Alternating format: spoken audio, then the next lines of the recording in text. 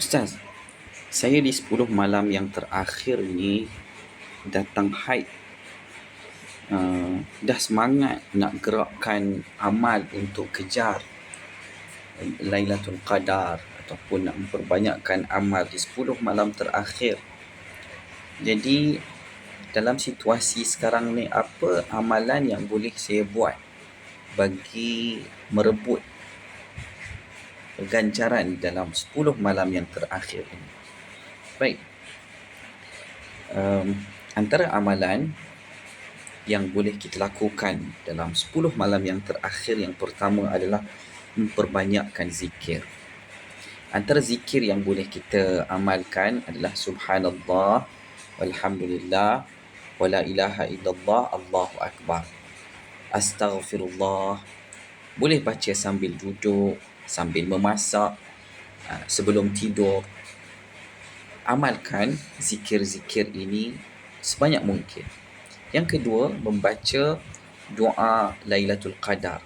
Doa yang Nabi SAW ajarkan kepada Sayyidatina Aisyah radhiyallahu anha. Allahumma innaka afuun tuhibbul afwa fa'fu anni. Ya Allah, Engkau Maha Pemaaf. Engkau suka memberi kemaafan, maka maafkanlah aku. Yang ketiga, berselawat kepada Nabi SAW. Contohnya, Allahumma salli ala Sayyidina Muhammad wa ala ali Muhammad. Selawat, dia akan membuka rahmat dan keberkatan kehidupan kita. Yang keempat, memperbanyakkan istighfar. Contohnya, Astaghfirullahalazim wa atubu ilaih. Istighfar dapat membersihkan dosa dan menenangkan hati kita. Yang kelima adalah dengan berdoa bersungguh-sungguh. Antara doa yang boleh kita minta, yang diminta adalah doa keampunan, ampunkan dosa kita.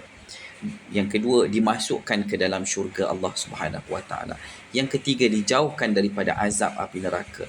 Yang keempat, kebaikan untuk ibu ayah kita dan anak-anak kita. Yang kelima, doa keberkatan hidup.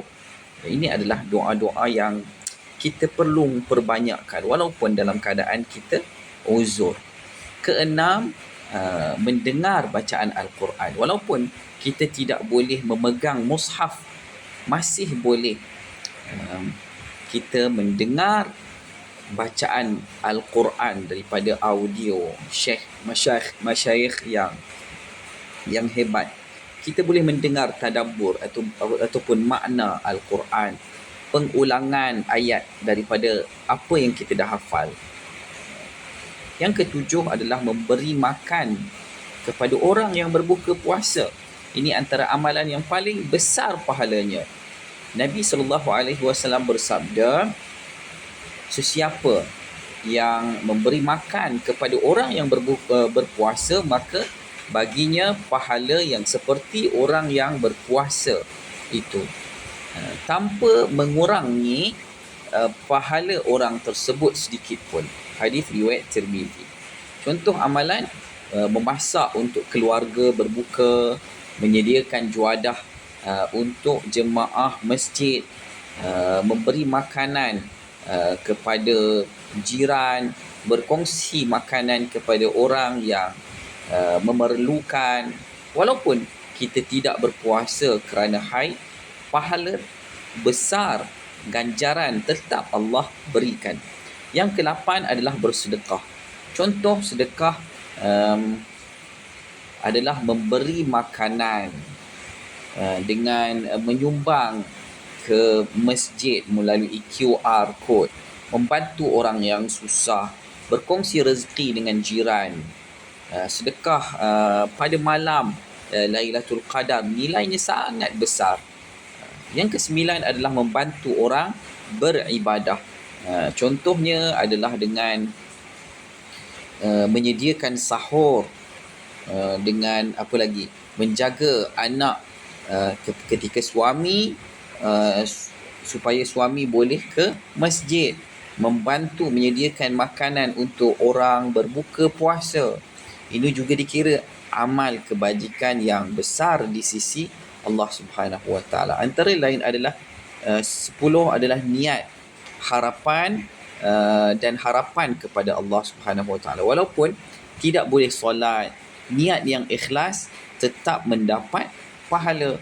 Para ulama menyebut bahawa orang yang terhalang dari ibadah kerana uzur syar'i seperti haid tetap mendapat pahala niat.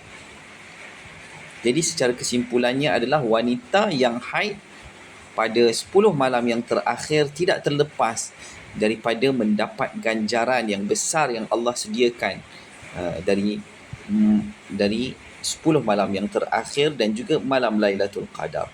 Masih lagi boleh kejar pahala melalui zikir, melalui doa, melalui istighfar, melalui selawat ke atas baginda sallallahu alaihi wasallam, melalui sedekah dan memberi makan kepada orang yang berbuka puasa.